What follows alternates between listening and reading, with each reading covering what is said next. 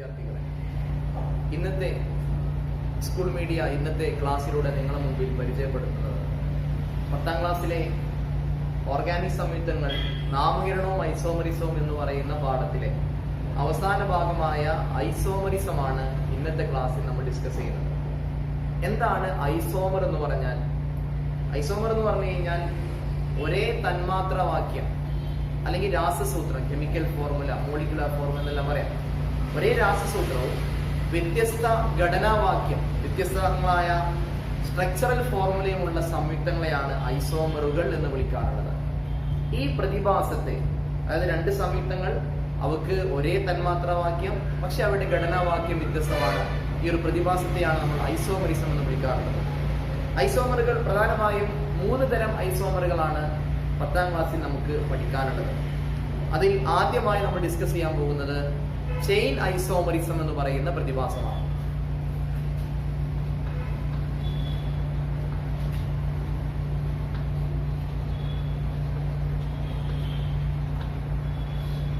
എന്താണ് chain isomerism എന്ന് വാക്കുകൊണ്ട് ഉദ്ദേശിക്കുന്നത്? ഇവിടെ പ്രധാനമായും ഈ പേര് വരാൻ തന്നെയുള്ള കാരണം ഈ ഓർഗാനിക് സംയുക്തങ്ങളുടെ മെയിൻ ചെയിനിലെ കാർബണിന്റെ എണ്ണത്തിലുള്ള വ്യത്യാസമാണ്. മെയിൻ ചെയിനിലെ കാർബണിന്റെ എണ്ണത്തിൽ വ്യത്യാസം വരുന്നത് മൂലം ഐസോമറിസം കാണിക്കുകയാണെങ്കിൽ അതിനെയാണ് നമ്മൾ ചെയിൻ ഐസോമറിസം എന്ന് വിളിക്കാറുള്ളത്. ഒരു ഉദാഹരണം ഞാൻ ഇവിടെ കാണിക്കുകയാണ്.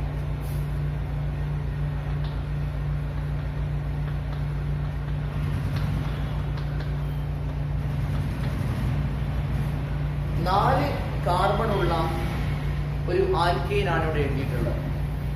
4 carbon alkane, CH3, CH2, CH2, CH3. 4 കാർബണുള്ള ആൽക്കെയിനെ നമ്മൾ ബ്യൂട്ടൈൻ എന്നാണ് വിളിക്കാറുള്ളത്. ബ്യൂട്ടൈൻ. ഈ ബ്യൂട്ടൈൻ എന്ന് പറയുന്ന ആൽക്കെയിനിന്റെ തന്മാത്രവാക്യം, രാസസൂത്രം, കെമിക്കൽ ഫോർമുല നോക്കിയാൽ 4 കാർബണും 3, 2, 5, 7, 3, 10 ഹൈഡ്രജനുമാണുള്ളത്. C4H10 എന്നതാണ് ബ്യൂട്ടൈനിന്റെ രാസസൂത്രം, കെമിക്കൽ ഫോർമുല. എന്നാൽ ഈ ബ്യൂട്ടൈനിന്റെ ഒരു ചെയിൻ ഐസോമർ വരയ്ക്കാൻ പറഞ്ഞാൽ ഈ ബ്യൂട്ടൈനിൽ ഇപ്പോൾ ഉള്ളത് മെയിൻ ചെയിൻ മാത്രമേ ഉള്ളൂ. ഇവിടെ ബ്രാഞ്ചുകളൊന്നുമില്ല. Main ചെയിനിൽ 4 carbon ആറ്റങ്ങളുണ്ട്. ഈ മെയിൻ ചെയിനിലെ കാർബൺ ആറ്റങ്ങളുടെ എണ്ണത്തിൽ നമ്മൾ വ്യത്യാസം വരുത്തി കഴിഞ്ഞാൽ നമുക്ക് ഇതിന്റെ ചെയിൻ ഐസോമർ കിട്ടും. അപ്പൊ ഞാൻ ഇതിന്റെ ചെയിൻ ഐസോമർ വരക്കുമ്പോൾ മെയിൻ ചെയിനിൽ 3 കാർബൺ ആക്കി മാറ്റി. ഇവിടെ മെയിൻ ചെയിനിൽ 4 കാർബൺ ഉണ്ടായിരുന്നു. മെയിൻ ചെയിനിൽ 3 കാർബൺ ആക്കി മാറ്റി. ഒരു കാർബൺ ഇവിടെ താഴേക്ക് ഒരു കാർബൺ മാർക്ക് ചെയ്തു. ഇവിടെ നമ്മൾ H മുഴുവനാക്കുമ്പോൾ CH3, CH, CH3, CH3. ഇപ്പൊ ഇവിടെ 1, 2, 3, 4 ആകെ 4 കാർബൺ തന്നെയാണ്, മാറ്റം വന്നിട്ടില്ല. ആകെയുള്ള മാറ്റം എന്തുമാത്രമാണ്? മെയിൻ ചെയിനിലെ കാർബൺ എണ്ണത്തിലുള്ള വ്യത്യാസം. ഇവിടെ 4 കാർബൺ ഉണ്ട്, ഇവിടെ 3 കാർബണേ ഉള്ളൂ. നമ്മൾ പേര് കൊടുക്കുമ്പോൾ മെയിൻ ചെയിനിലെ കാർബൺ ആറ്റങ്ങൾക്ക് നമ്പർ കൊടുത്തു. രണ്ടാമത്തെ കാർബണിൽ മീഥൈൽ ശാഖ, മീഥൈൽ ബ്രാഞ്ച് ആണുള്ളത്. രണ്ടാമത്തെ കാർബണിലാണ് മീഥൈൽ ബ്രാഞ്ച് ഉള്ളത്. അതുകൊണ്ട് പേര് എഴുതുമ്പോൾ നമ്മൾ ആദ്യം എഴുതാറുള്ളത് എന്താണ്? ശാഖയുടെ സ്ഥാനസംഖ്യയാണ്, പൊസിഷൻ നമ്പർ ഓഫ് ബ്രാഞ്ച്. രണ്ടാമത്തെ കാർബണിനാണ് ശാഖ, പൊസിഷൻ നമ്പർ 2, ഹൈഫൺ. ശാഖയുടെ പേര്, നെയിം ഓഫ് ബ്രാഞ്ച് ആണ് പിന്നെ എഴുതേണ്ടത്. അപ്പൊ ഇവിടെ ഒരു കാർബൺ ഉള്ള ശാഖയുടെ പേരാണ് മീഥൈൽ, ഒരു കാർബൺ ഉള്ള ശാഖയുടെ പേരാണ് മീഥൈൽ. ഇനി മെയിൻ ചെയിനിന്റെ പേര്, 3 കാർബൺ ഉള്ള മെയിൻ ചെയിനെ നമ്മൾ പ്രൊപ്പൈൻ എഴുതും. ഇതിന്റെ രാസസൂത്രം നോക്കിക്കഴിഞ്ഞാൽ ഇവിടെ ഇതേപോലെ 4 കാർബൺ ഉണ്ട്, 3 4, 3 7, 3 10 ഹൈഡ്രജൻ ആറ്റങ്ങളുമുണ്ട്, C4H10. ഇവിടെയും അതേപോലെ തന്നെ ഈ ബ്യൂട്ടൈനും C4H10 ആയിരുന്നു. അപ്പൊ ഇവിടെ ഇവ തമ്മിലുള്ള വ്യത്യാസം, ഈ ബ്യൂട്ടൈനും അതേപോലെ തന്നെ 2-മീഥൈൽ പ്രൊപ്പൈനും തമ്മിലുള്ള വ്യത്യാസം മെയിൻ ചെയിനിലെ കാർബൺ ആറ്റങ്ങളുടെ എണ്ണമാണ്. ഇവിടെ മെയിൻ ചെയിനിൽ 4 കാർബൺ ആറ്റം, ഇവിടെ മെയിൻ ചെയിനിൽ 3 കാർബൺ. ഇനി ഒരുപാട് കാർബൺ ഉള്ള ആൽക്കീൻ നമ്മൾ എടുത്തു കഴിഞ്ഞാൽ അവർക്ക് ഒരുപാട് ചെയിൻ ഐസോമറുകൾ ഉണ്ടാവും. അത്തരമൊരു ഉദാഹരണമാണ് അടുത്തതായിട്ട് നമ്മൾ ഡിസ്കസ് ചെയ്യുന്നത്. ചെയിൻ ഐസോമറിസത്തിന് അടുത്തൊരു ഉദാഹരണം പരിചയപ്പെടുത്തുകയാണ്. 5 കാർബൺ ആറ്റങ്ങളുള്ള പെന്റൈൻ വരച്ചു. പെന്റൈന്റെ രാസസൂത്രം 5 കാർബൺ. ഹൈഡ്രജന്റെ എണ്ണം നമ്മൾ ആകെ നോക്കുകയാണെങ്കിൽ 12 ഹൈഡ്രജൻ ആറ്റങ്ങളും നമുക്ക് കാണാം. ഈ പെന്റെയിനിന്റെ ഒരു ചെയിൻ ഐസോമർ വരക്കാൻ പറഞ്ഞാൽ നേരത്തെ പറഞ്ഞതുപോലെ ഇവിടെ മെയിൻ ചെയിനിൽ 5 കാർബണാണ്. ആ കാർബൺ എണ്ണത്തിൽ നമുക്ക് മാറ്റം വരുത്താം. മെയിൻ ചെയിനിലെ കാർബൺ എണ്ണം 5-ന് പകരം 4ഉം 3ഉം ഒക്കെ ആക്കി നമുക്ക് വേർതിരിച്ചെഴുതാം. അങ്ങനെ വരുമ്പോൾ ഇതിന്റെ വ്യത്യസ്തങ്ങളായ ചെയിൻ ഐസോമറുകൾ കിട്ടും. ഇതിന്റെ ഒന്നാമത്തെ ചെയിൻ ഐസോമറെ വരയ്ക്കുക. അപ്പൊ ഇവിടെ മെയിൻ ചെയിനിൽ 5 കാർബൺ ആണെങ്കിൽ ഞാൻ മെയിൻ ചെയിനിൽ 4 കാർബൺ ആക്കി മാറ്റി. 4 കാർബൺ, ഒരു കാർബൺ ഇവിടുന്ന് എടുത്ത ഒരു കാർബൺ ഇവിടെ കൊണ്ടുവന്ന് ചേർക്കുകയാണ്. അപ്പൊ ഇതിന്റെ ഘടനാവാക്യ CH3 CH CH2 CH3 CH3. ഇതിന്റെ പേര് നമ്മുടെ മെയിൻ ചെയിനിലെ കാർബൺ ആറ്റങ്ങൾക്ക് നമ്പർ കൊടുത്തു, ശാഖ കണ്ടെത്തി, പേര് കൊടുക്കുമ്പോൾ 2 hyphen methane 2 methane butyne 2 methane butyne. ഈ 2 മീഥൈൻ ബ്യൂട്ടൈനിന്റെ രാസസൂത്രവും ഇതേപോലെ തന്നെ C5H12 എന്നാണ്. അപ്പൊ പെന്റെയിനിന്റെ ഒരു ചെയിൻ ഐസോമർ വരച്ചു. പെന്റെയിനിന് 5 കാർബൺ ആറ്റങ്ങൾ ഉണ്ടെങ്കിൽ ഇവിടെ 2 മീഥൈൽ ബ്യൂട്ടൈനിന് മെയിൻ ചെയിനിൽ 4 കാർബൺ ആറ്റങ്ങളേ ഉള്ളൂ. ടോട്ടൽ കാർബൺ ആറ്റങ്ങളുടെ എണ്ണത്തിൽ ഒരിക്കലും മാറ്റം വരാൻ പാടില്ല. മെയിൻ ചെയിനിലെ കാർബൺ ആറ്റങ്ങളുടെ എണ്ണത്തിൽ മാറ്റം വരാൻ പാടുള്ളൂ. ഒരു ചെയിൻ ഐസോമർ കൂടെ വരയ്ക്കുകയാണ്. മെയിൻ ചെയിനിൽ 3 കാർബൺ ആറ്റങ്ങളാക്കി മാറ്റി. എന്നിട്ട് 2 കാർബൺ ആറ്റങ്ങളെ രണ്ടാമത്തെ കാർബണിന് താഴേക്ക് ഒന്നായിട്ടും മുകളിലേക്ക് മറ്റൊന്നും CH3 CH3 CH3 CH3 H3. അപ്പൊ ഇതിന്റെ പേര് മെയിൻ ചെയിനിൽ 3 കാർബൺ, അതിലെ രണ്ടാമത്തെ കാർബണില് മുകളിലേക്ക് മീഥൈൽ ശാഖ, താഴേക്കും മീഥൈൽ ശാഖ ഉണ്ട്. അതുകൊണ്ട് രണ്ടാമത്തെ കാർബണിൽ 2 തവണ ശാഖ, ഒരേ ശാഖ വന്നതുകൊണ്ട് 2,2. രണ്ടും മീഥൈൽ ശാഖ ആയതുകൊണ്ടാണ് ഒരുമിച്ച് നമ്മൾ നമ്പർ ഇട്ടത്. ഇത് മീഥൈലും ഈഥൈലുമാണ്, 2 വെവ്വേറെ ആയിട്ട് നമ്മൾ എഴുതണം. 2,2 ഹൈഫൺ 2 തവണ മീഥൈൽ വന്നതുകൊണ്ട് ഡൈമീഥൈൽ. മെയിൻ ചെയിനിൽ 3 കാർബൺ ആയതുകൊണ്ട് പ്രൊപ്പൈൻ. ഇതിന്റെ രാസസൂത്രവും C5H12 എന്ന് തന്നെയാണ്. ഇവിടെ മെയിൻ ചെയിനിൽ 3 കാർബണേ ഉള്ളൂ. ഇവിടെ മെയിൻ ചെയിനിൽ 4 കാർബൺ ഉണ്ട്. പെന്റെയിനിന്റെ മെയിൻ ചെയിനിൽ 5 കാർബൺ ആറ്റങ്ങളായിരുന്നു ഉണ്ടായിരുന്നത്. ഇതാണ് ചെയിൻ ഐസോമറിസം എന്ന് പറയുന്നത്. ഇവിടെ ചെയിൻ ഐസോമറിസത്തിൽ നമ്മൾ ശ്രദ്ധിക്കേണ്ട ഒരു കാര്യം, ഒന്ന്, ചെയിൻ ഐസോമറിസത്തിൽ ഒരിക്കലും ഫങ്ഷണൽ ഗ്രൂപ്പ് ഒന്നും തന്നെ ഉണ്ടാവില്ല. ഫങ്ഷണൽ ഗ്രൂപ്പ് ഇല്ലാത്ത ഒരേ ഐസോമറിസം ചെയിൻ ഐസോമറിസം മാത്രമാണ്. നമുക്ക് പഠിക്കാനുള്ള 2ഉം 3ഉം ഐസോമറിസങ്ങളിൽ എന്ന് പറഞ്ഞാൽ പൊസിഷൻ ഐസോമറിസത്തിലും ഫങ്ഷൻ ഐസോമറിസത്തിലും ഫങ്ഷണൽ ഗ്രൂപ്പുകൾ വരുന്നുണ്ടെങ്കിൽ ഫങ്ഷണൽ ഗ്രൂപ്പുകൾ ഒന്നും വരാത്ത ഐസോമറിസമാണ് ചെയിൻ ഐസോമറിസം. മറ്റൊന്ന്, ഇത് ഏകബന്ധനമുള്ള ആൽക്കൈനുകളിലാണ് സ്ഥിരമായിട്ട് ഇത് സാധാരണയായിട്ട് കാണാറുള്ളത്. ഇതാണ് ഒന്നാമത്തെ ചെയിൻ ഐസോമറിസം. പൊസിഷൻ ഐസോമറിസമാണ്. പേര് സൂചിപ്പിക്കുന്നത് പോലെ തന്നെ ഇവിടെ പൊസിഷൻ ആണ് മാറുന്നത്. പൊസിഷൻ എന്ന് പറഞ്ഞാൽ സ്ഥാനം. ആരുടെ സ്ഥാനം? നമുക്ക് പഠിക്കാനുള്ളതിൽ ഫങ്ഷണൽ ഗ്രൂപ്പുകളുടെ സ്ഥാനമാണ് മാറുന്നത്.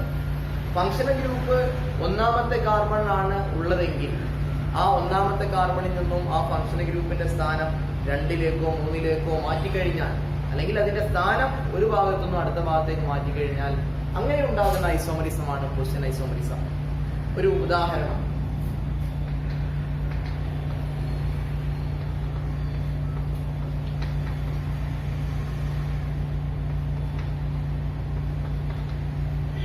മൂന്ന് കാർബൺ ഉള്ള OH എന്ന ഫങ്ഷണൽ ഗ്രൂപ്പ് വരുന്ന ആൽക്കഹോളാണ് എഴുതിയിട്ടുള്ളത്.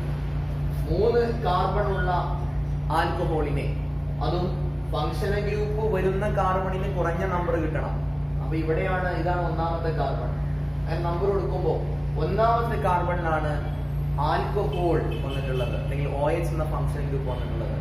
അതുകൊണ്ട് ആകെ 3 കാർബൺ ആയതുകൊണ്ട് നമ്മളതിന്റെ പേര് പറയുമ്പോ പ്രൊപ്പൻ എന്ന് തുടങ്ങുന്നു. 3 കാർബൺ ആയതുകൊണ്ട് ഒന്നാമത്തെ കാർബണിലാണ് OH വന്നിട്ടുള്ളത്. അതുകൊണ്ട് പ്രൊപ്പൻ 1 ഓൾ എന്ന് വിളിക്കും. പ്രൊപ്പൻ 1 ഓളിന്റെ രാസസൂത്രം നോക്കിക്കഴിഞ്ഞാൽ ഇവിടെ 3 കാർബൺ ആറ്റങ്ങളാണുള്ളത്. 3 കാർബൺ. 7 ഉം 1 ഉം 8 ഹൈഡ്രജൻ ആറ്റങ്ങളും ഒരു ഓക്സിജൻ ആറ്റം C3H8O എന്നാണ് പ്രൊപ്പൻ 1 ഓളിന്റെ രാസസൂത്രം, കെമിക്കൽ ഫോർമുല. ഇനി നിങ്ങളോട് ഈ പ്രൊപ്പൻ 1 ഓളിന്റെ പൊസിഷൻ ഐസോമർ വരക്കാൻ പറഞ്ഞാൽ നേരത്തെ സൂചിപ്പിച്ചതുപോലെ OH എന്ന് പറയുന്ന ഈ ഫങ്ഷണൽ ഗ്രൂപ്പിന്റെ സ്ഥാനം ഈ ഒന്നാമത്തെ കാർബണിൽ നിന്നും രണ്ടാമത്തെ കാർബണിലേക്ക് നമുക്ക് മാറ്റാം. അപ്പൊ അത് മാറ്റി കഴിഞ്ഞാൽ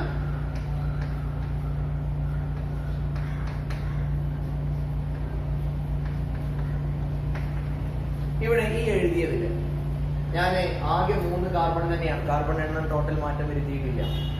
OH ന്റെ സ്ഥാനം ഒന്നാമത്തെ കാർബണിൽ നിന്നും ആ OH ന്റെ സ്ഥാനം രണ്ടാമത്തെ കാർബണിലേക്ക് മാറ്റി എന്നൊരു മാറ്റമാണ് വരുത്തിയിട്ടുള്ളത്. അപ്പൊ ഇതിന്റെ പേര് നമ്മൾ എഴുതുമ്പോൾ പ്രൊപ്പൻ തന്നെയാണ്, 3 കാർബൺ ആണ്, ആൽക്കഹോൾ തന്നെയാണ്, OH എന്ന ഫംഗ്ഷൻ ഗ്രൂപ്പ് ഉണ്ട്. മാറ്റം വന്നത് OH ന്റെ സ്ഥാനം 1 ൽ നിന്നും 2 മാറ്റി, രണ്ടാമത്തെ കാർബണിലേക്ക് മാറ്റി എന്നതാണ്.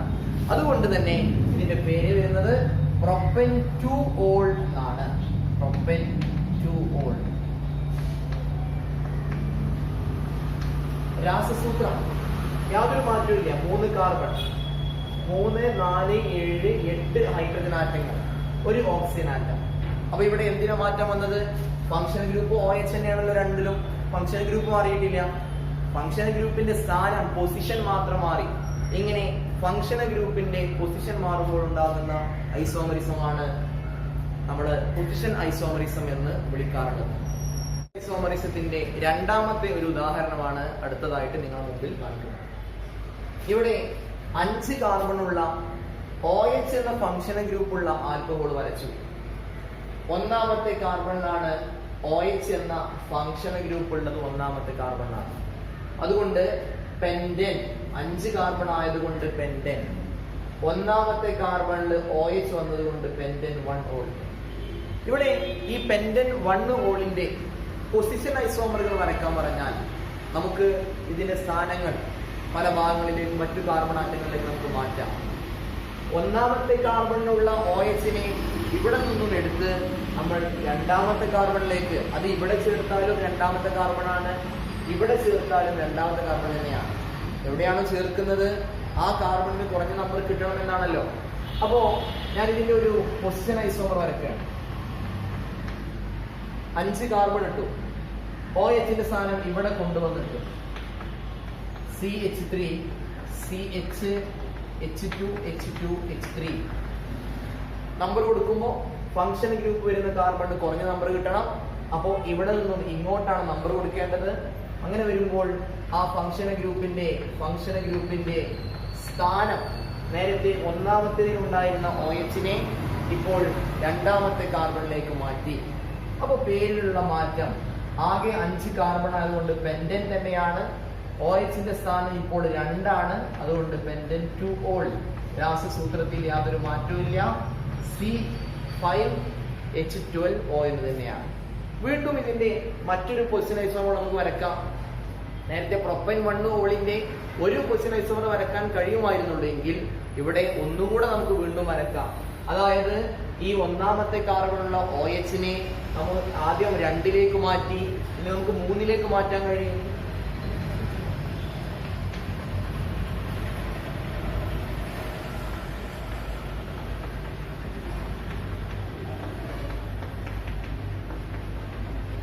ഇവിടെ ഇതിലുള്ള മാറ്റം, OH ന്റെ സ്ഥാനം ഇപ്പോൾ ഉള്ളത് 3ാമത്തെ കാർബണിലേക്ക് OH ന്റെ സ്ഥാനം മാറ്റിയിട്ടുണ്ട്. പേരിലുള്ള മാറ്റം പെന്റൻ തന്നെയാണ്. 3 ഓൾ എന്നാണ് വരിക. രാസസൂത്രത്തിൽ മാറ്റില്ല. C5H12O.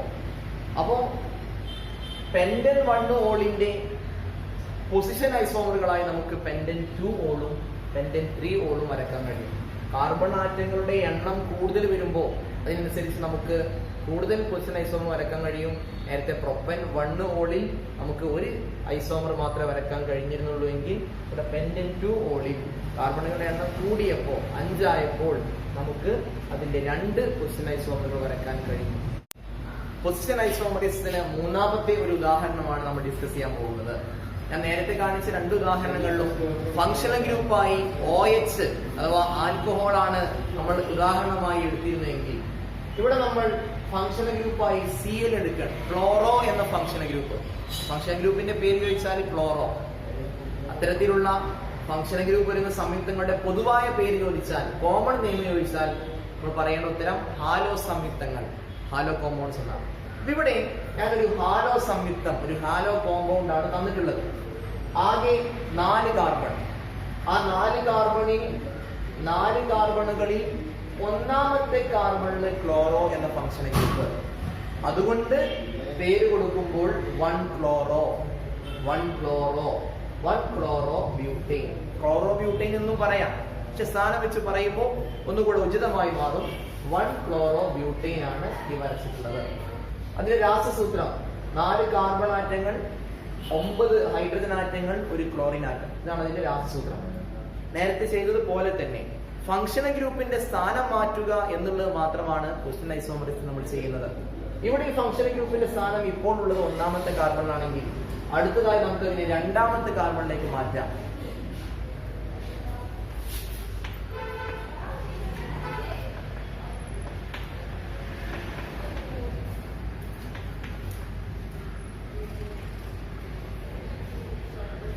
ഇവിടെ വരുത്തിയിട്ടുള്ള മാറ്റം എന്ന് പറയുന്നത് ക്ലോറോ എന്ന ഫങ്ഷണൽ ഗ്രൂപ്പിന്റെ സ്ഥാനം 1ൽ നിന്നും 2ലേക്ക് മാറ്റി, 2ാമത്തെ കാർബണിലേക്ക് മാറ്റി. പേരിൽ ചെറിയൊരു മാറ്റമേ ഉള്ളൂ. പേരിൽ മാറ്റം വരുന്നത് ഫങ്ഷണൽ ഗ്രൂപ്പിന്റെ സ്ഥാനം മാറ്റിയത് കൊണ്ട് 2 ക്ലോറോ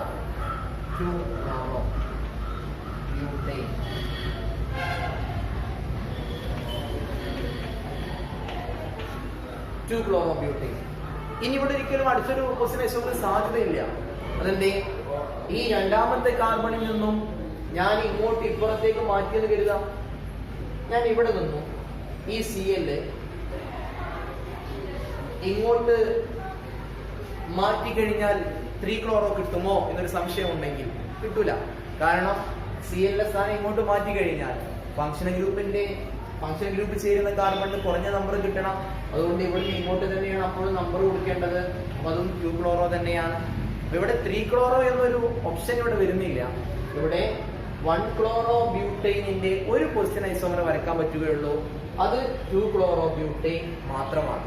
ക്വസ്റ്റ്യൻ ഐസോമറിസിൽ സാധാരണയായിട്ട് പരീക്ഷയ്ക്ക് വരാറുള്ള ഉദാഹരണങ്ങളിൽ നമുക്ക് OHന്റെ സ്ഥാനം മാറ്റാനുള്ളതും അതുപോലെ തന്നെ ക്ലോറോ അല്ലെങ്കിൽ ബ്രോമോ, ക്ലോറോയും ബ്രോമോയും ഒരേപോലെയാണ്. Cl ആണെങ്കിൽ നമ്മൾ 1 ക്ലോറോ എന്ന് പറയും. Br അഥവാ ബ്രോമിൻ ആണെങ്കിൽ 1 ബ്രോമോ എന്ന് പറയും. അപ്പൊ ഹാലോ സംയുക്തങ്ങളിൽ ഹാലോജൻ കുടുംബത്തിൽ വരുന്ന 17ാമത്തെ പീരിയോഡിക് ടേബിളിലെ 17ാം ഗ്രൂപ്പിലുള്ള ക്ലോറിനും ഫ്ലോറിനും ബ്രോമിനും അയഡിനും ഒക്കെയാണ് ഹാലോജൻ കുടുംബം എന്നറിയപ്പെടുന്നത്. അതിലുള്ള മൂലകങ്ങൾ വന്നാലാണ് അവയെ നമ്മൾ ഹാലോ സംയുക്തം വിളിക്കുക. ക്ലോറോ വരാറുണ്ട്, അതല്ലെങ്കിൽ ബ്രോമോയും ഉദാഹരണമായി വരാറുണ്ട്. ഇതാണ് ക്വസ്റ്റ്യൻ ഐസോമറിസം. അതായത് ഫങ്ഷണൽ ഗ്രൂപ്പിന്റെ സ്ഥാനം മാത്രം മാറുക. ഒരു ഐസോമറിസിലും ഒരിക്കലും തന്നെ ടോട്ടൽ കാർബണിന്റെ എണ്ണം ഒരിക്കലും മാറാൻ പാടില്ല. അത് ഏത് ഐസോമർ നേരത്തെ ഡിസ്കസ് ചെയ്ത ചെയിൻ ഐസോമറിസം ആണെങ്കിലും ക്വസ്റ്റ്യൻ ഐസോമറിസം ആണെങ്കിലും അടുത്തതായി പറയാൻ പോകുന്ന ഫങ്ഷണൽ ഐസോമറിസം ആണെങ്കിലും ടോട്ടൽ കാർബൺ ആറ്റങ്ങളുടെ എണ്ണം ഒരിക്കലും മാറ്റം വരാൻ പാടില്ല.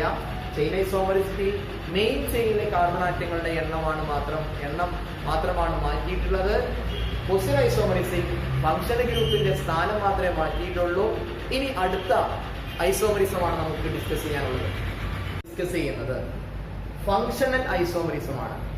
ഫങ്ഷണൽ ഐസോമറിസം പഠിക്കുമ്പോൾ 2 ജോഡികൾ വളരെ പ്രധാനമായിട്ട് നമ്മൾ ഫങ്ഷണൽ ഐസോമറിസിൽ പഠിക്കേണ്ടത് അത് തന്നെയാണ്. 2 വിഭാഗങ്ങൾ, 2 ജോഡികൾ തമ്മിലാണ് ഫങ്ഷണൽ ഐസോമറിസം കാണിക്കുക. ഒന്ന് ആൽക്കഹോളും ഈതറും തമ്മിൽ, 2 ആൽഡിഹൈഡും കീറ്റോണും തമ്മിൽ. അതാണ് ഫങ്ഷണൽ ഐസോമറിസത്തിന്റെ ബേസിക്. അതാണ്. ഈ ജോഡി ഒരിക്കലും മാറിപ്പോകാൻ പാടില്ല. ആൽക്കഹോൾ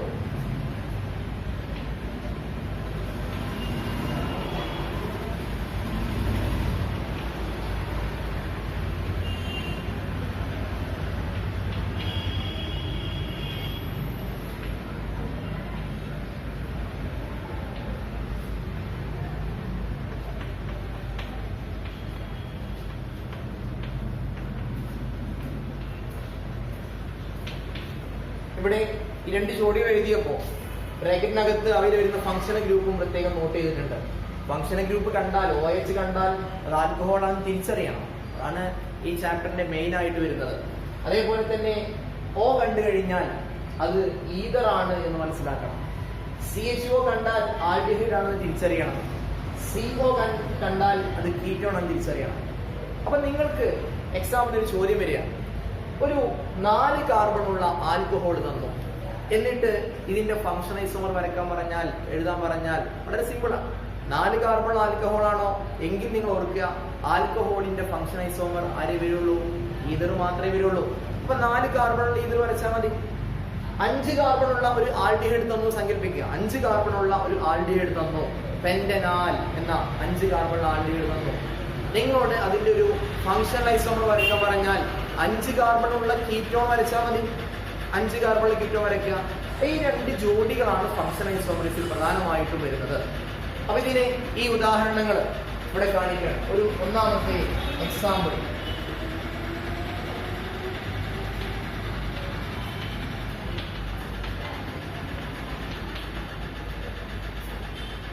ഇവിടെ കാണിച്ചിട്ടുള്ളത് 4 കാർബണുള്ള ആൽക്കഹോളാണ്. 4 കാർബണുള്ള ഈ ആൽക്കഹോളിനെ നമ്മൾ ബ്യൂട്ടൻ 1-ol, കാർബണിന്റെ എണ്ണം 4 എണ്ണം, H 5 7 9 10 H10. ബ്യൂട്ടൻ 1-ol എന്ന് പറയുന്ന 4 കാർബണുള്ള ആൽക്കഹോൾ തന്ന് ഇതിന്റെ ഫങ്ഷണൽ ഐസോമർ വരക്കാൻ പറഞ്ഞാൽ 4 കാർബണുള്ള ഈതർ തന്നെ വരക്കണം. 4 കാർബണിൽ ഈതർ വരച്ചാലേ ഇതിന്റെ ഫംഗ്ഷൻ ഐസോമർ ആവുള്ളൂ. അപ്പൊ 4 കാർബണിൽ ഈതർ നമ്മൾ വരയ്ക്കണം. ഒരു കാർബൺ ഈതറിലെ ഫംഗ്ഷൻ ഗ്രൂപ്പ് നമ്മൾ ഇട്ടു, അപ്പുറത്ത് 3 കാർബൺ, ടോട്ടൽ 4 കാർബണായി. CH3 CH2 CH2 CH3 4 കാർബണിൽ ഈതർ വരച്ചു. ഇതിന്റെ പേരെന്താണ്? ഒരു കാർബൺ, ഇവിടെ ഒരു കാർബണുള്ള ആൽക്കൈന്റെ കൂടെ ഓക്സി ചേർത്ത് പറയാം. ഒരു കാർബണുള്ള ആൽക്കൈൻ ആയതുകൊണ്ട് മീതോക്സി, മീതോക്സി. അപ്പുറത്ത് 3 കാർബൺ, അതുകൊണ്ട് പ്രൊപ്പൈൻ, പ്രൊപ്പൈൻ. C4 തന്നെയാണ്, 10 ഹൈഡ്രജനും 1 ഓക്സിജനും, മീതോക്സി പ്രൊപ്പൈൻ. ഇനി മീതോക്സി പ്രൊപ്പൈൻ തന്നെ വരക്കണമെന്നില്ല, 4 കാർബണുള്ള ഈതർ വേറെയും രൂപത്തിൽ വരക്കാമല്ലോ. അപ്പൊ ഒന്നുകിൽ മീതോക്സി പ്രൊപ്പൈൻ വരക്കാം, അതല്ലെങ്കിൽ മറ്റൊരു മാർഗമുണ്ട്. നമ്മൾ 2 കാർബൺ ഇടാണ്, 2 കാർബൺ, എന്നിട്ട് ഫംഗ്ഷൻ ഗ്രൂപ്പ് ഇട്ടു CH3 CH2 CH2 CH3. ഇത് മീതോക്സിനല്ല, പകരം 2 കാർബൺ ആൽക്കൈന്റെ കൂടെ ഓക്സി ചേർക്കുക. 2 കാർബൺ ആൽക്കൈന്റെ കൂടെ ഓക്സി ചേർത്താൽ ഈതോക്സി എന്ന് വരും. അപ്പുറത്തും 2 കാർബൺ ആൽക്കൈൻ തന്നെയാണ്, ഈതോക്സി ഈതൈൻ. ഇതേ രാസസൂത്രം തന്നെ, C4 H10O. അപ്പോ ഒന്നുകിൽ മീതോക്സി പ്രൊപ്പൈൻ വരക്കാം, അല്ലെങ്കിൽ ഈതോക്സി ഈതൈൻ വരക്കാം. രണ്ടിലും 4 കാർബൺ തന്നെയാണ്. അപ്പൊ 4 കാർബണുള്ള ആൽക്കഹോൾ തന്ന് അതിന്റെ ഫംഗ്ഷൻ ഐസോമർ വരക്കാൻ പറഞ്ഞാൽ 4 കാർബണുള്ള ഈതറാണ് വരയ്ക്കേണ്ടത്. ഫംഗ്ഷൻ ഐസോമറിസിന് ഒരു ഉദാഹരണമാണ് വീണ്ടും പറയുന്നത്. 1 2 3 4 5 കാർബണുള്ള CHO ഫംഗ്ഷൻ ഗ്രൂപ്പായി വരുന്ന ആൽഡിഹൈഡ്, 5 കാർബണുള്ള ആൽഡിഹൈഡ്. 5 കാർബണുള്ള ആൽഡിഹൈഡിന് നമ്മൾ പെന്റനാൽ എന്ന് വിളിക്കും. പെന്റനാൽ. രാസസൂത്രം പരിശോധിച്ചാൽ 1 2 3 4 5 കാർബൺ, C5, 3 2 5 2 7 2 9 10 ഹൈഡ്രജൻ 1 ഓക്സിജൻ.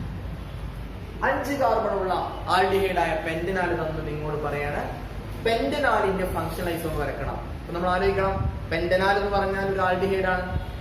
ഒരു ആൽഡിഹൈഡിന്റെ ഫംഗ്ഷൻ ഐസോമർ ആരേ വരുള്ളൂ? കീറ്റോൺ മാത്രമേ വരുള്ളൂ. അപ്പൊ അതുകൊണ്ട് എന്ത് ചെയ്യണം? 5 കാർബണുള്ള ആൽഡിഹൈഡ് ആണോ എങ്കിൽ 5 കാർബണുള്ള കീറ്റോൺ തന്നെ വരക്കണം. ടോട്ടൽ കാർബൺ എണ്ണത്തിൽ മാറ്റം വരാൻ പാടില്ല. ഇവിടെ പ്രത്യേകം ശ്രദ്ധിക്കേണ്ടത് CHO CO ആൽഡിഹൈഡിലും കീറ്റോണിലും അതിലെ കാർബണിന്റെ എണ്ണം അടക്കമാണ് നമ്മൾ പേര് പറയാറുള്ളത്. CHO ലെ ഇവിടെ നോക്കൂ നിങ്ങള്, ഇവിടെ 1 2 3 4 CHO ലെ കാർബൺ അടക്കാണ് 5 കാർബൺ. CHO ആൽഡിഹൈഡും കീറ്റോണിലും ആ കാർബൺ അടക്കാണ് എണ്ണം നോക്കാറുള്ളത്. അപ്പോ 5 കാർബണുള്ള ആൽഡിഹൈഡ് തന്നാൽ 5 കാർബണുള്ള കീറ്റോൺ വരക്കണം.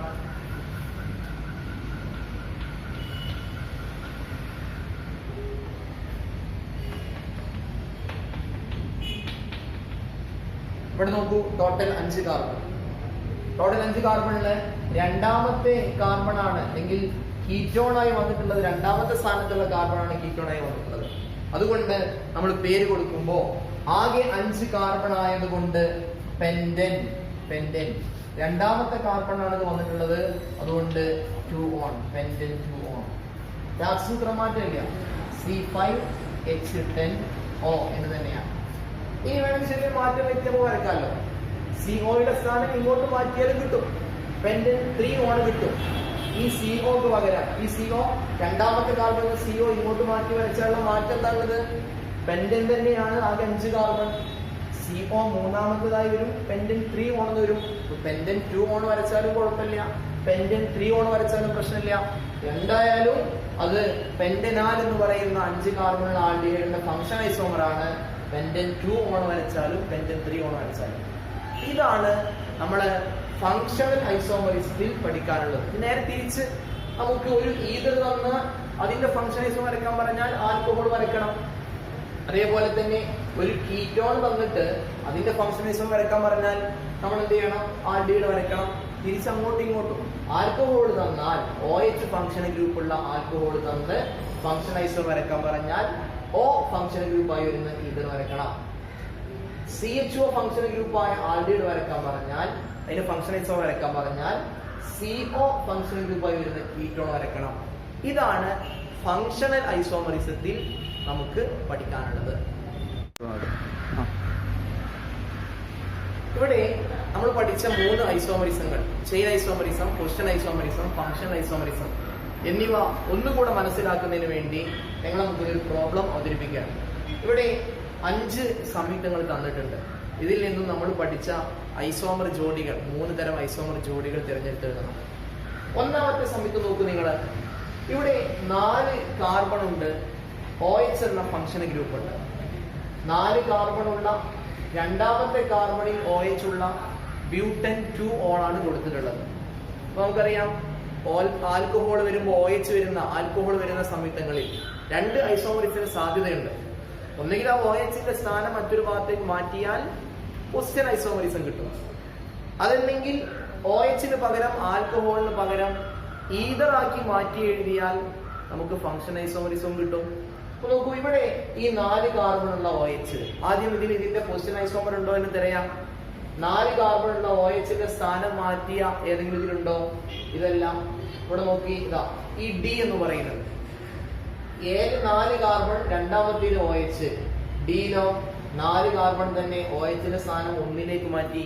അപ്പൊ നമുക്ക് പറയാം എയും ഡിയും ഇവ പൊസിഷൻ ഐസോമറുകളാണ്, അല്ലെങ്കിൽ ഇവ പൊസിഷൻ ഐസോമറിസം കാണിക്കുന്നു. പൊസിഷൻ ഐസോമറിസം കാണിക്കുന്നു. എയും ഡിയും പൊസിഷൻ ഐസോമറിസം കാണിക്കുന്നു. ഇനി ഇതിൽ തന്നെ 4 കാർബൺ ഉള്ള OH-ന് പകരം 4 കാർബൺ ഉള്ള ഈതർ തന്നാൽ അത് ഫംഗ്ഷൻ ഐസോമർ ആവുമല്ലോ. അപ്പൊ നോക്കാം, ഇവിടെ ഈതർ ഉണ്ടോ? 4 കാർബണിൽ ഈതർ ഉണ്ടോ നോക്കുക. ബി എന്ന് പറയുന്ന സംയുക്തം നോക്കൂ. ബി എന്ന സംയുക്തം ആകെ 4 കാർബൺ ആണ്, ഈതർ തന്നെയാണ്. അപ്പൊ അതുകൊണ്ട് നമുക്ക് പറയാം എയും ബിയും ഫങ്ഷണൽ ഐസോമറുകളാണ്. എയും ബിയും ഫങ്ഷണൽ ഐസോമറിസം കാണിക്കുന്നു. ഫങ്ഷണൽ ഐസോമറിസം കാണിക്കുന്നു പറയാം. ഇവിടെ ഈ ഡിയും ബിയും തമ്മിൽ എന്തെങ്കിലും ബന്ധമുണ്ടോ? ഡിയും ബിയും തമ്മിൽ, ഡി എന്ന് പറഞ്ഞാൽ 4 കാർബൺ ഉള്ള OH ആൽക്കഹോൾ, ബിയോ 4 കാർബൺ ഈതർ. കാർബണിന്റെ എണ്ണം സെയിം ആണ്, ഫംഗ്ഷൻ ഗ്രൂപ്പ് OH-ന് പകരം O ആയി മാറി. അപ്പൊ അതും ഫംഗ്ഷൻ ഐസോമറിസം അല്ലേ? അതുകൊണ്ട് നമുക്ക് പറയാം ബിയും ഡിയും ഇവയും ഫങ്ഷണൽ ഐസോമറിസം കാണിക്കുന്നു. ഫങ്ഷൻ ഐസോമറിസം കാണിക്കുന്നു. ഇനി സി എന്ന സംയുക്തം നോക്കൂ. ഫങ്ഷണൽ ഗ്രൂപ്പുകൾ ഒന്നുമില്ല, ആകെ 4 കാർബൺ. ഫങ്ഷണൽ ഗ്രൂപ്പ് ഒന്നും ഇല്ലാത്ത ഒരേ ഐസോമറിസം ഏത് മാത്രമായിരുന്നു? ചെയിൻ ഐസോമറിസം മാത്രമാണ്. അപ്പൊ ഇവിടെ ആകെ 4 കാർബൺ, മെയിൻ ചെയിനിൽ 3 കാർബൺ. ഇതിന് ചെയിൻ ഐസോമർ ഉണ്ടോ നോക്കുക. ഇവിടെ നോക്കൂ, ഇങ്ങോട്ട് എത്തിക്കഴിഞ്ഞാൽ ആകെ 4 കാർബൺ, ഇവിടെയും ആകെ 4 കാർബൺ. സിയും ഇയും തമ്മിലുള്ള വ്യത്യാസം എന്തേ ഉള്ളൂ? ചെയിൻ ഐസോമറിസം നിർവചനം പറഞ്ഞാൽ കൊടുക്കണം നമ്മൾ. മെയിൻ ചെയിനിലെ കാർബണിന്റെ എണ്ണത്തിലുള്ള വ്യത്യാസം.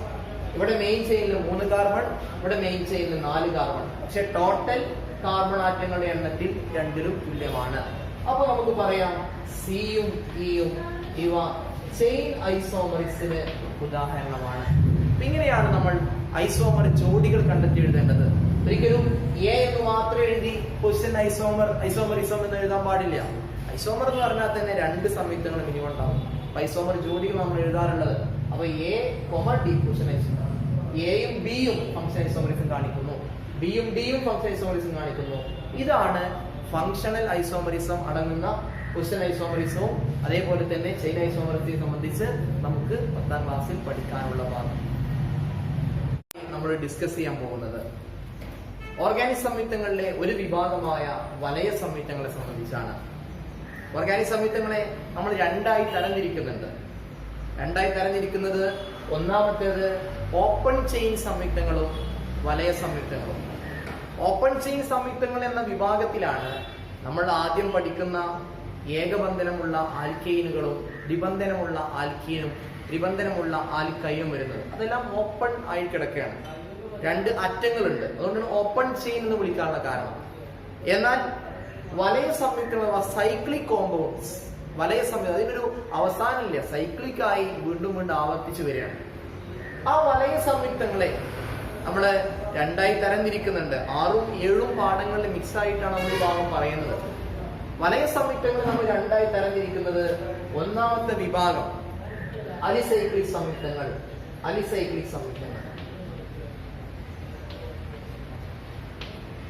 രണ്ടാമത്തെ വിഭാഗം അരോമാറ്റിക് സംയുക്തങ്ങൾ. അലിസൈക്ലിക് സംയുക്തങ്ങളും അരോമാറ്റിക് സംയുക്തങ്ങളും എന്നിങ്ങനെ രണ്ടായി വലയ സംയുക്തങ്ങളെ തരംതിരിക്കുന്നുണ്ട്. ഇതിൽ അലിസൈക്ലിക് സംയുക്തങ്ങൾക്ക് ഒരുപാട് ഉദാഹരണങ്ങളുണ്ട്. അവയുടെ എല്ലാം പേര് സൈക്ലോ എന്നായിരിക്കും ആരംഭിക്കുന്നത്. 3 കാർബണുള്ള അലിസൈക്ലിക് സംയുക്തമാണെങ്കിൽ സൈക്ലോപ്രോപ്പൈൻ.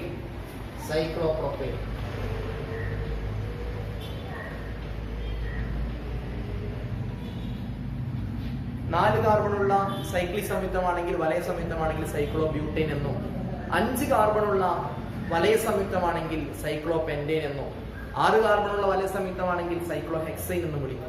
ഇതാണ് അലിസൈക്ലിക് സംയുക്തങ്ങൾ. അരോമാറ്റിക് സംയുക്തങ്ങൾക്ക് ഒരേ ഉദാഹരണം മാത്രമാണ് നമുക്ക് പഠിക്കാനുള്ളത്. അത് ബെൻസീൻ എന്ന സംയുക്തമാണ്. ഇനി ഈ അലിസൈക്ലിക് സംയുക്തങ്ങളുടെ ഘടന വരയ്ക്കുകയാണ് നമ്മൾ. ഇപ്പോ ഒരു ഉദാഹരണം, ഈ സംയുക്തങ്ങളിൽ 6 കാർബണുള്ള സൈക്ലോഹെക്സൈൻ നമുക്ക് വരയ്ക്കാം.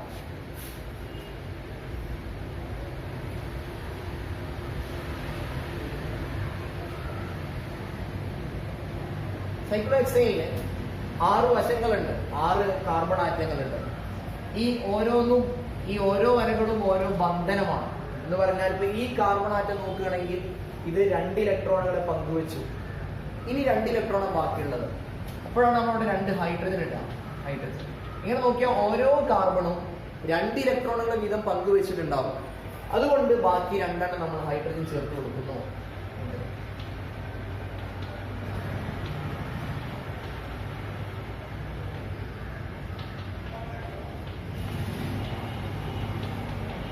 ഇതാണ് സൈക്ലോഹെക്സൈനിന്റെ വിശദമായ രൂപം. ഇനി നമ്മൾ ഈ സൈക്ലോഹെക്സൈനിന്റെ തന്മാത്രവാക്യം രാസസൂത്രം വരച്ചാൽ എഴുതി കഴിഞ്ഞാൽ ആകെ 6 കാർബൺ ആറ്റങ്ങൾ. അതുകൊണ്ട് സൈക്ലോഹെക്സൈൻ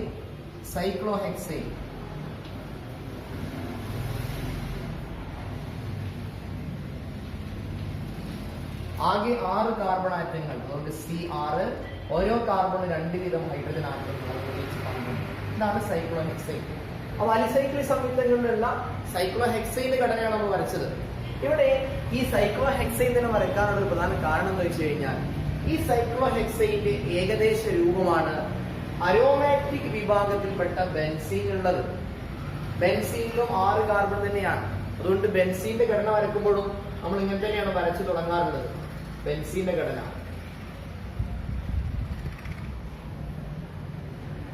പക്ഷേ ഈ സൈക്ലോഹെക്സൈനും ബെൻസീനും തമ്മിലുള്ള വ്യത്യാസം, സൈക്ലോഹെക്സൈനിൽ കാർബൺ ആറ്റങ്ങൾക്കിടയിൽ ഏകബന്ധനം, സിംഗിൾ ബോണ്ട് മാത്രമേ ഉണ്ടായിരുന്നുള്ളൂ. എന്നാൽ ബെൻസീനിൽ കാർബണിന്റെ എണ്ണം 6 തന്നെയാണ്, ഒരു വലയ സംയുക്തം അഥവാ ഒരു സൈക്ലിക് കോമ്പൗണ്ട് തന്നെയാണ്. പക്ഷെ ഇതിൽ ഇടവിട്ട് നിബന്ധനം ഡബിൾ ബോണ്ട് കാണാറുണ്ട്. ആൾട്ടർനേറ്റ് ഡബിൾ ബോണ്ട് കാർബൺ അയനുകളിൽ കാണപ്പെടുന്നു. അതായത് ഈ കാർബൺ അയനുകളിൽ ഒരു നിബന്ധനം ഉണ്ടെങ്കിൽ തൊട്ടടുത്തുള്ളതിൽ നമ്മൾ പിന്നെ നിബന്ധന ഇടൂല, അടുത്ത നിബന്ധനം ഡബിൾ ബോണ്ട് ചേർക്കുന്നു. ഇങ്ങനെ ഒന്നിടവിട്ട നിബന്ധനം കാണപ്പെടുന്നു. അതാണ് ബെൻസീനും സൈക്ലോഹെക്സീനും തമ്മിലുള്ള വ്യത്യാസം. അതുകൊണ്ട് തന്നെ ഓരോ കാർബണും 3 ഇലക്ട്രോണിനെ പങ്കുവെച്ചിട്ടുണ്ട്. ഈ കാർബൺ 1, 2, 3 ഇലക്ട്രോണിനെ പങ്കുവെച്ചു. ഈ കാർബൺ 2, 1, 3 ഇലക്ട്രോണിനെ പങ്കുവെച്ചു. എല്ലാ കാർബണും 3 ഇലക്ട്രോണുകൾ ഷെയർ ചെയ്തിട്ടുണ്ട്. അതുകൊണ്ട് ഇനി ഒരാളെ ഷെയർ ചെയ്യാനുള്ളൂ. അതുകൊണ്ട് ഓരോ ഭാഗത്തും ഓരോ ഹൈഡ്രജൻ ആറ്റങ്ങളാണ് ഉണ്ടാവുക. ഓരോ ഭാഗത്തും ഓരോ ഹൈഡ്രജൻ ആറ്റങ്ങളാണ് ഉണ്ടാകുന്നത്. അതുകൊണ്ട് തന്നെ ഇതിന്റെ രാസസൂത്രത്തിൽ വ്യത്യാസമുണ്ട്. ബെൻസീന്റെ രാസസൂത്രം എഴുതുമ്പോൾ ഇവിടെ ആകെ 6 കാർബൺ C6, ഹൈഡ്രജനും 6 തന്നെയാണ് C6H6. ഇവിടെ നിങ്ങളോട് ചോദിക്കുകയാണ്, ഈ സൈക്ലോഹെക്സൈനും ബെൻസീനും തന്നിട്ട് ഇവ തമ്മിലുള്ള 3 വ്യത്യാസങ്ങൾ എഴുതാൻ പറഞ്ഞാൽ എന്തെല്ലാം കാര്യം നമുക്ക് പറയാം. ഒന്ന്, അവ ഉൾപ്പെടുന്ന വിഭാഗത്തിന്റെ പേര് പറയാം. സൈക്ലോഹെക്സൈൻ ഇത് ഒരു അലിസൈക്ലിക് സംയുക്തമാണ്. It is an alicyclic compound. Benzene ഇതൊരു അരോമാറ്റിക് സംയുക്തമാണ്. ഇതൊരു അരോമാറ്റിക് കോമ്പൗണ്ട്. ഒന്നാമത്തെ വ്യത്യാസമായി. രണ്ടാമത്തെ വ്യത്യാസം ചിത്രത്തിൽ കാണുന്ന വ്യത്യാസമുണ്ട്. സൈക്ലോഹെക്സൈനിൽ കാർബൺ ആറ്റങ്ങൾക്കിടയിൽ ഏകബന്ധനം സിംഗിൾ ബോണ്ട് മാത്രം കാണപ്പെടുന്നു. ബെൻസീനിൽ കാർബൺ ആറ്റങ്ങൾക്കിടയിൽ ഒന്നിടവിട്ട നിബന്ധനം കാണപ്പെടുന്നു. ആൾട്ടർനേറ്റ് ഡബിൾ ബോണ്ട് കാണപ്പെടുന്നു. 2 വ്യത്യാസങ്ങളായി. ഇനി മൂന്നാമത്തെ വ്യത്യാസം നമുക്ക് പറയാവുന്നത്, പൊതുവെ നമ്മൾ ഏകബന്ധനം സിംഗിൾ ബോണ്ട് മാത്രം വരുന്ന സംയുക്തങ്ങളെ വിളിക്കുന്ന പേരാണ് പൂരിത സംയുക്തങ്ങൾ, സാച്ചുറേറ്റഡ് കോമ്പൗണ്ട്സ്. അതുകൊണ്ട് തന്നെ സൈക്ലോഹെക്സൈൻ ഒരു പൂരിത സംയുക്തമാണ്, സാച്ചുറേറ്റഡ് കോമ്പൗണ്ട് ആണ്. എന്നാൽ ദ്വിബന്ധനമോ ത്രിബന്ധനമോ കാണുന്ന സംയുക്തങ്ങളെ അപൂരിത സംയുക്തങ്ങൾ എന്നാണ് വിളിക്കാറുള്ളത്, അൺസാച്ചുറേറ്റഡ് കോമ്പൗണ്ട് എന്നാണ് വിളിക്കാറുള്ളത്. അങ്ങനെയുള്ള 3 വ്യത്യാസങ്ങൾ ഈ സൈക്ലോഹെക്സൈനും ബെൻസീനും തമ്മിൽ നമുക്ക് പറയാവുന്നതാണ്. നമ്മൾ ഡിസ്കസ് ചെയ്യുന്നത് വലയ സംയുക്തങ്ങളിലെ ഐസോമറിസമാണ്. ചെയിൻ ഐസോമറിസവും പൊസിഷനും ഫംഗ്ഷനും ഒന്നും നമ്മൾ പറഞ്ഞ ഉദാഹരണങ്ങൾ വലയ സംയുക്തങ്ങളായിരുന്നില്ല. അതെല്ലാം ഓപ്പൺ ചെയിൻ സംയുക്തങ്ങളായിരുന്നു. എന്നാൽ വലയ സംയുക്തങ്ങളിലും ഐസോമറിസം കാണുന്നു. നമ്മൾ സൈക്ലോഹെക്സൈൻ വരച്ചാൽ 6 കാർബൺ ഉള്ള, അതുകൊണ്ടാണ് ഹെക്സൈൻ എന്ന് വിളിച്ചത്, വലയ സംയുക്തമായത് സൈക്ലോ. 6 കാർബൺ ഉള്ള സൈക്ലോഹെക്സൈൻ, ഈ 6 കാർബൺ ഉള്ള സൈക്ലോഹെക്സൈന്റെ രാസസൂത്രം, കെമിക്കൽ ഫോർമുല നമ്മൾ എഴുതി. C6H12, 6 കാർബണും 12 hydrogen ആറ്റങ്ങളും. ഈ വലയ സംയുക്തത്തിന്റെ അഥവാ സൈക്ലോഹെക്സൈനിന്റെ ഐസോമർ വരയ്ക്കാൻ പറഞ്ഞാൽ നമ്മൾ മനസ്സിലാക്കേണ്ട ഒരു കാര്യം, 6 കാർബൺ ഉള്ള ആൽക്കീൻ വരച്ചാൽ നമുക്ക് ഇതിന്റെ ഐസോമർ കിട്ടും. 6 കാർബൺ ആൽക്കീൻ വരച്ച് നോക്കാം.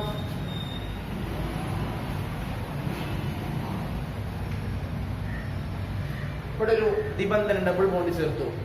6 കാർബൺ ഉണ്ട്. CH2 CH3. 6 കാർബൺ ഉള്ള ഈ ആൽക്കീലിനെ, 6 ആയതുകൊണ്ട് ഹെക്സ്, ഒന്നാമത്തെ കാർബൺ കഴിഞ്ഞ ഉടനെ നിബന്ധനം വരുന്നു. അതുകൊണ്ട് ഹെക്സ് 1. ആൽക്കീൻ ആയതുകൊണ്ട് ഈ, അപ്പോ ഹെക്സ് 1 ഈ ഹെക്സ് 1 ഇതിന്റെ രാസസൂത്രം നോക്കൂ. 6 കാർബൺ, അതുകൊണ്ട് C6. 2 1 3, 2 5, 2 7, 2 9, 3 12, 12 hydrogen, C6H12. ഹെക്സ് 1 ന്റെ രാസസൂത്രം C6H12. അതിന്റെ വലയ സംയുക്തമായ സൈക്ലോഹെക്സൈന്റെ രാസസൂത്രം നോക്കിയാൽ അതും C6H12. അതുകൊണ്ട് നമുക്ക് പറയാം സൈക്ലോഹെക്സൈനിന്റെ ഐസോമർ ആണ് ഹെക്സ് 1 അല്ലെങ്കിൽ ഹെക്സീൻ എന്ന് മാത്രവും പറയാം. ഒന്നാമത്തെ കാർബൺ കഴിഞ്ഞ ഉടനെ നിബന്ധനം വരികയാണെങ്കിൽ 1 എന്ന് പറയണമെന്നില്ല, ഹെക്സീൻ എന്ന് മാത്രവും നമുക്ക് പറയാവുന്നതാണ്. ഇതേപോലെ ഇനി മറ്റുള്ളതെല്ലാം നോക്കിയാൽ സൈക്ലോപ്രോപ്പെയിൻ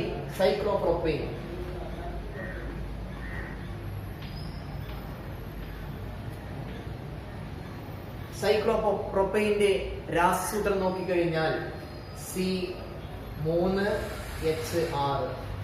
നിങ്ങൾ പറയുന്നത് സൈക്ലോപ്രൊപ്പൈനിന്റെ ഐസോമർ ഏത് വെച്ച് കഴിഞ്ഞാൽ നമ്മൾ എന്ത് ചെയ്താൽ മതി, 3 കാർബണുള്ള ആൽക്കീൻ വരച്ചാൽ മതി, അഥവാ പ്രൊപ്പ് 1 ഈൻ അല്ലെങ്കിൽ പ്രൊപ്പീൻ. അപ്പൊ സൈക്ലോപ്രൊപ്പൈനിന്റെ ഐസോമർ ചോദിച്ചാൽ പ്രൊപ്പീൻ. പ്രൊപ്പീൻ ഇവിടെ സൈക്ലോ പ്രൊപ്പൈൻ ആണ്, പ്രൊപ്പീൻ ആണ്. അതേപോലെ അടുത്ത വലയ സംയുക്തം സൈക്ലോ ബ്യൂട്ടൈൻ ആണ് ചോദിക്കുന്നതെങ്കിൽ സൈക്ലോ ബ്യൂട്ടൈനിന്റെ ഐസോമർ ചോദിച്ചാൽ ബ്യൂട്ടീൻ പറഞ്ഞാൽ മതി, ബ്യൂട്ടീൻ എന്ന ആൽക്കീൻ. അതുപോലെ സൈക്ലോ പെന്റൈനിന്റെ ഐസോമർ ചോദിച്ചാൽ പെന്റീൻ പറയാം. സൈക്ലോ പെന്റൈനിന്റെ ഐസോമർ ചോദിച്ചാൽ പെന്റൈൻ എന്ന് പറയരുത്, പെന്റീൻ എന്ന നിബന്ധനമുള്ള ആൽക്കീനാണ് പറയേണ്ടത്. സൈക്ലോ ബ്യൂട്ടൈൻ ചോദിച്ചാൽ അതിന് ഐസോമർ ചോദിച്ചാൽ ബ്യൂട്ടീൻ എന്നാണ് പറയേണ്ടത്. അപ്പോ വലയ സംയുക്തങ്ങളിലും ഐസോമറിസം കാണിക്കുന്നുണ്ട്. എന്തായാലും ഇത്തരത്തിലുള്ള നിരവധി ക്ലാസുകൾ കടുങ്ങാത്ത് കൊണ്ടുള്ള ജീനിയസ് അക്കാദമി എന്ന ട്യൂഷൻ സെന്ററിലും കല്ലിങ്ങൽ പറമ്പ് ലയോള ട്യൂഷൻ സെന്ററിലും വെച്ച് ക്ലാസുകൾ നടക്കുന്നുണ്ട്. ഇതേ രൂപത്തിൽ ഓരോ വിഷയങ്ങളുടെയും വളരെ പ്രഗത്ഭരായ അധ്യാപകരുടെ ക്ലാസുകളാണ് ജീനിയസ് അക്കാദമിയിലും അതുപോലെ ലയോള ട്യൂഷൻ സെന്ററിലും നടക്കുന്നത്. നിങ്ങളെല്ലാവരെയും ഞങ്ങളുടെ സ്ഥാപനത്തിലേക്ക് ഞങ്ങൾ ക്ഷണിക്കുകയാണ്. ഈ വീഡിയോ കാണുന്ന പലരും ഒരു പക്ഷേ ഈ സ്ഥാപനത്തിന്റെ പരിസരത്തുള്ള സ്കൂളുകളിൽ പഠിക്കാത്ത കുട്ടികളുണ്ടായിരിക്കാം, അല്ലെങ്കിൽ പല പ്രയാസങ്ങൾ കാരണം റെഗുലർ ട്യൂഷൻ വരാൻ കഴിയാത്ത കുട്ടികളുണ്ടാവാം. അവർക്ക് വേണ്ടി ഹോളിഡേ ബാച്ചുകൾ, SLC വിദ്യാർത്ഥികൾക്ക് വേണ്ടി പ്രത്യേക ഹോളിഡേ ബാച്ചുകളും ജീനിയസ് അക്കാദമിയിലുണ്ട്. ഞായറാഴ്ചയും മറ്റു പൊതുവാ ദിവസങ്ങളുമാണ് ഈ ഹോളിഡേ ബാച്ച് ഉള്ളത്. ഇത്തരത്തിലുള്ള നിരവധി ക്ലാസുകൾ കേൾക്കാൻ നിങ്ങൾ എല്ലാവരെയും ഈ സ്ഥാപനത്തിലേക്ക് സ്വാഗതം ചെയ്യുന്നു.